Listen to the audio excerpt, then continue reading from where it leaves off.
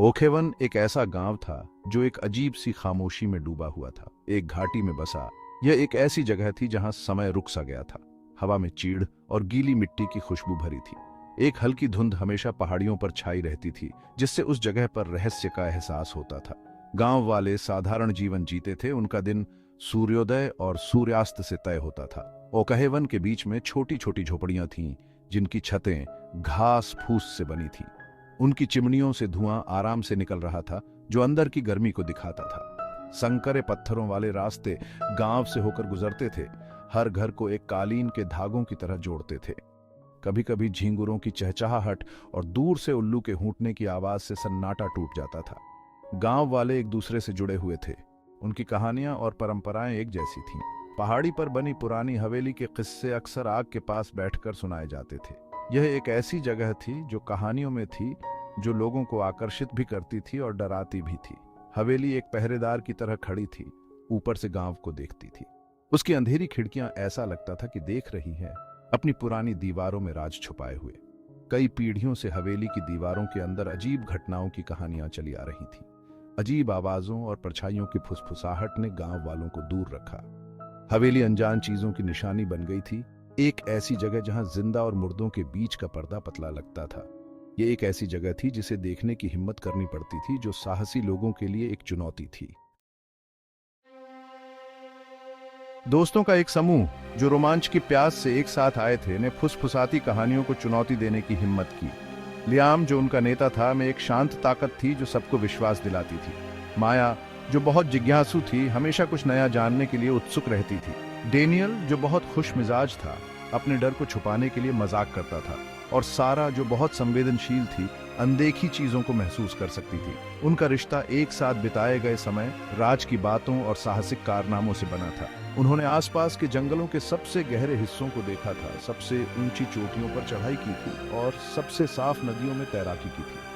लेकिन पुरानी हवेली हमेशा एक चुनौती बनी रही, उनकी हिम्मत की परीक्षा जो उन्होंने अभी तक नहीं ली थी। एक ठंडी शरद ऋतु की शाम, जैसे ही सूरज डूब रहा था, उन्होंने एक वादा किया। वे हवेली में जाएंगे, उसके रहस्यों को जानेंगे और उन डरों का सामना करेंगे जिनसे गांव डरता था। यह फैसला उत्साह और घबराहट के साथ लिया गया। उनमें से हर एक अनजान चीजों से डरता था, फिर भी वे एक साथ इसका सामना करने के लिए तैयार थे। उन्होंने एक दूसरे को सिर हिलाकर वादा किया कि चाहे कुछ भी हो जाए, वे एक दूसरे का साथ देंगे। जैसे ही ओकहेवन पर अंधेरा छा गया, दोस्त गांव के किनारे इकट्ठा हुए। वे अपने साथ टॉर्च लेकर आए, जिनकी रोशनी अंधेरे में रास्ता दिखा रही थी। हवा में एक बेचैनी सी थी और झींगुरों की आवाज आ रही थी। हवेली की ओर बढ़ते हर कदम के साथ उनके दिल की धड़कनें तेज होती गईं, उत्साह और डर का मिला-जुला एहसास। हवेली का रास्ता जंगली पौधों से भरा था, जो सालों से उपेक्षित था। टेढ़ी मेढ़ी शाखाएं कंकाल की उंगलियों की तरह बाहर निकली हुई थीं, मानो उनके कपड़े पकड़ना चाहती हो।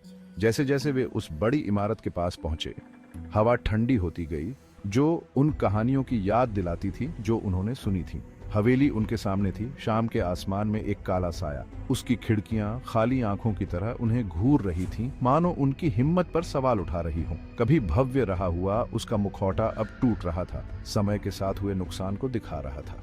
दीवारों पर लताएं छड़ी हुई थीं, उनकी बेलें टूटते पत्थरों के चारों ओर लिपटी हुई थीं। सन्नाटा गहरा था, सिर्फ हवा में पत्तों की सरसराहट सुनाई दे रही थी।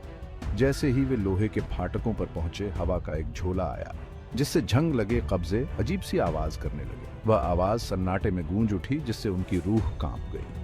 लियाम ने फाटक खोले, धातु कराह उठी। वे मुख्य द्वार तक जाने वाले रास्ते पर चले गए। हर कदम बजरी पर चरमरा रहा था। हवेली से उदासी का एहसास हो रहा था, भूली हुई यादों का एहसास।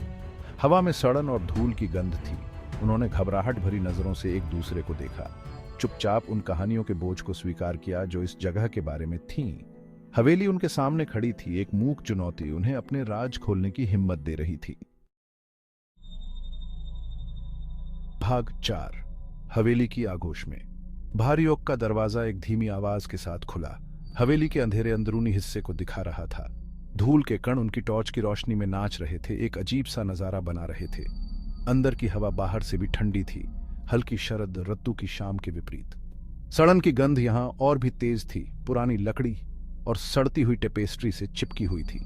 कभी भव्य रहा हुआ बड़ा हॉल, अब खंडहर में खड़ा था। जाले झूमरों पर लटक रहे थे, दीवारों पर लंबी टेढ़ी मेढ़ी परछाइयां बना रहे थे। संगमरमर का फर्श टूटा हुआ और असमान था, समय बीतने का प्रमाण। दीवारों से पेंट उठ रहा था, बीते युग के धुंधले भित्ति चित्रों को दिखा रहा था। अंदर सन्नाटा छाया हुआ था, सिर्फ उनकी अपनी सांसों की आवाज सुनाई दे रही थी।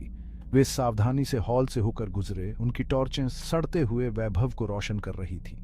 हर कदम खामोश हॉल में गूंजता था, बेचैनी की भावना को बढ़ाता था। हवा में बेचैनी भरी हुई थी, एक स्पष्ट तनाव जो सन्नाटे में छाया हुआ था।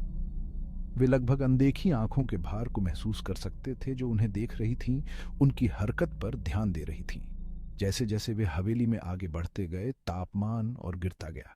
हवा में ठंडक घुल गई, उनकी त्वचा से बर्फ की चादर की तरह चिपक गई।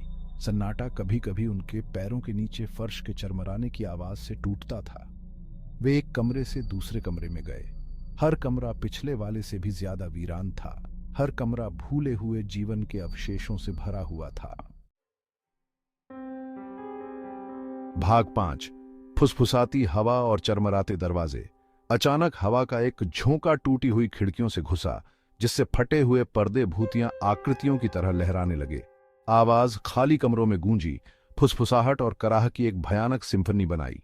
तापमान गिर गया, जिससे उनकी रूह कांप गई। दोस्त पास पास आ गए, उनकी टॉर्चें सड़ती हुई दीवारों पर नाचती हुई परछाइयां बना रही थी। दरवाजे अपने आप खुलते और बंद होते हुए प्रतीत हो रहे थे। आवाज खामोश हॉल में गूंज रही थी। हवा दीवारों की दरारों से सीटी बजा रही थी, अपने साथ एक बेचैन करने वाली धुन ले जा रही थी। परछाइयां गहरी होती दिख रही थी, विकृत आकृतियों में बदल रही थी। दोस्तों ने घबराहट भरी नजरों से एक दूसरे को देखा। उनके दिल धड़क रहे थे।